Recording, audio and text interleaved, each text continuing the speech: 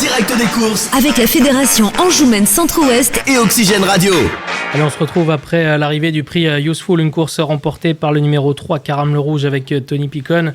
À la deuxième place pour le numéro 7, Crack Boom Sierg. Troisième, le numéro 8, Cocktail Brésilien. Quatrième, le numéro 9, Kiefer. Cinquième, le 4. Sixième, le numéro 2, Kenard de Maël. Et septième, le numéro 6, Kozak. Voilà pour l'arrivée de cette septième et avant-dernière course. On se retrouve avec deux nouveaux invités. Tony qui nous a rejoint, qui vient de gagner cette course. Et puis Brice Leroux qui est bénévole et chargé de la communication sur l'hipporome. Bonjour messieurs. On va commencer avec Tony. Félicitations pour cette victoire. Vous attendiez une telle prestation de ce numéro 3, Caram le Rouge? Oui, un petit peu, merci. Mais un petit peu, oui. Anne-Sophie était assez confiante. Elle m'a dit que la dernière fois, il y a eu un petit pépin. J'en sais pas plus, mais elle était un peu déçue. Elle a trouvé pourquoi elle avait mal couru la dernière fois. Donc aujourd'hui, tout est rentré dans l'ordre. Elle était assez confiante et le cheval a prouvé qu'elle avait raison. Comment s'est passée votre journée? C'est vrai que c'est assez surprenant de vous voir comme ça aujourd'hui sur l'hipporome de Durtal-Herreri. Il y a eu du bien et du moins bien. On est un petit peu.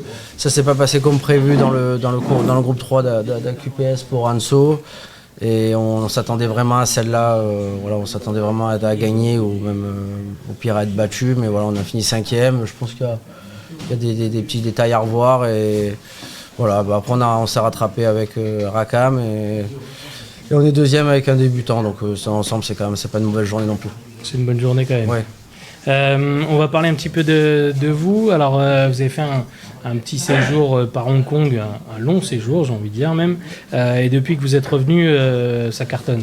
Ouais, ça se passe plutôt bien. Ouais, on est parti à Hong Kong un an et demi et ça s'est pas mal passé. Après, on est rentré par la force des choses et j'étais assez agréablement surpris par les entraîneurs et les propriétaires qui ont tout de suite joué le jeu avec moi et qui m'ont tout de suite redonner des chevaux avec des chances et voilà, ça s'est bien passé et donc je suis assez content de comment ça se passe et voilà, j'espère que ça va continuer parce que là pour le moment c'est un vrai régal.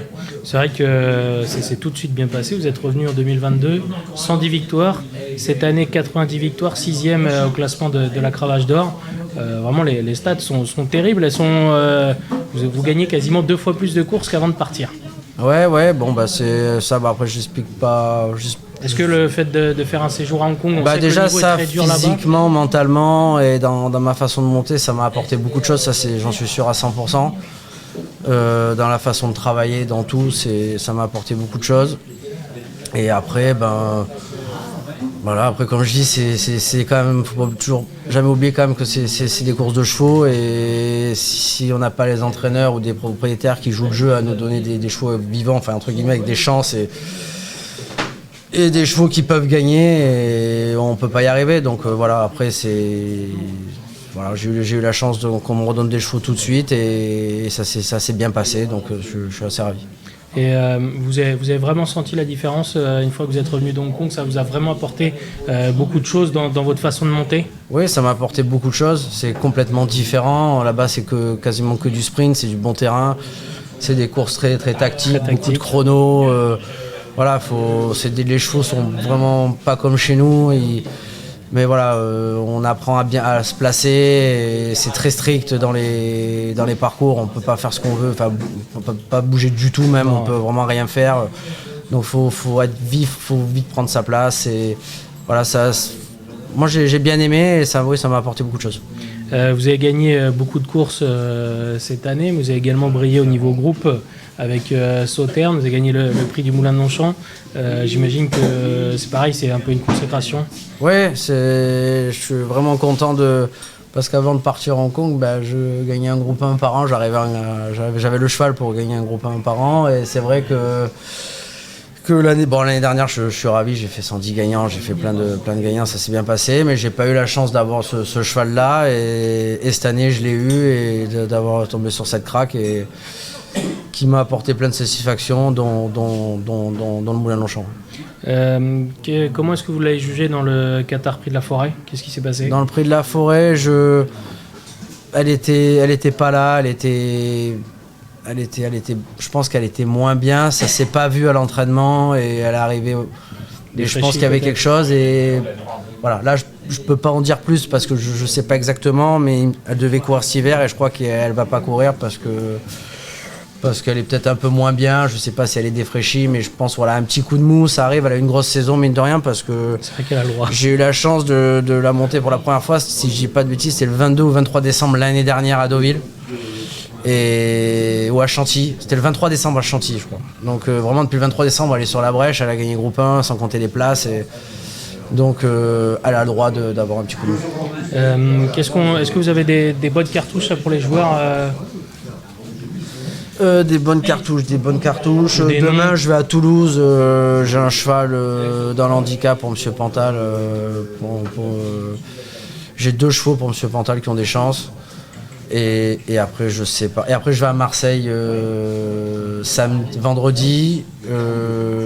J'ai des petites chances aussi, mais je sais pas, j'ai pas tout regardé.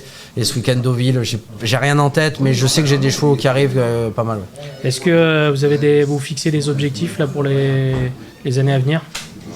Les objectifs, ce que je voudrais, c'est déjà être constant, arriver à tourner autour de 100 gagnantes tous les ans, ça serait déjà bien, mais mon objectif numéro 1, c'est arriver à être régulier dans les groupes 1 et vraiment avoir des bons chevaux et les amener au plus haut niveau, c'est vraiment ce qui m'attire le plus. D'accord. Merci Tony d'être passé, félicitations pour cette victoire. Merci. Et on vous souhaite de retrouver une sauterne ou même plusieurs. Allez, merci. Allez, on va désormais parler un petit peu avec Brice qui est chargé de la communication, je le disais. Alors Brice, quel est votre rôle ? Donc depuis 2019, je m'occupe de la communication sur les réseaux sociaux, la page Facebook Course hippique de Durtal, Hippodrome de la Carrière, et aussi une page Instagram Hippodrome de Durtal les Rairies. Donc j'alimente la page Facebook 8-10 jours avant la réunion pour faire une publicité groupée générale pour la réunion à venir. Et le jour des courses, je prends la photo des balances que je bascule sur Instagram et également sur la story Facebook. Comme ça, tout le monde arrive à suivre plus ou moins les événements sur l'hippodrome de Durtal. D'accord. Comment est-ce que vous êtes arrivé à faire ce job, entre guillemets ? J'ai été l'aide jockey pendant une dizaine d'années chez mes amis trotteurs. Et après, j'ai quitté et je me suis retrouvé bizarrement bénévole sur l'hippodrome de Sèche-sur-le-Loir avec une super équipe. Quand Sèche-sur-le-Loir a fermé, malheureusement, j'ai pris un an de tranquillité et une amie qui était bénévole à Durtal est venue me chercher. Ouais, on a besoin de toi pour une page Facebook pour Durtal. Alors, au début, j'avais refusé, mais en fin de compte, comme les chevaux m'ont tellement donné que je me sentais redevable envers eux, quoi. D'accord, donc là du coup on vous retrouve toute la journée. Toute la journée, dès 10h30 du matin je suis sur place, je prends mes photos, je fais une dernière publication du matin avec le soleil sur l'hippodrome pour dire venez nombreux. Après on retrouve les amis bénévoles avec qui on discute de la vie de l'hippodrome. On passe un petit moment en repas bien sympathique et puis dès 14h ou 13h comme aujourd'hui, on met la casquette et puis on va sur le terrain, quoi. C'est parti. C'est parti pour un tour. Et donc là, on va retrouver la publication. Je regarde, là, c'est bientôt le départ de la prochaine. Donc là, vous courez pour retrouver les gagnants et poster les... Je vais aller voir la course vite fait dans les tribunes et sitôt la course courue, je vais aux balances, je prends la photo et je la balance sur Instagram. Ça marche, et on prend note. Merci Brice d'être bonne journée, passé. Bon courage, et puis je vous quitte puisque ça va bientôt partir.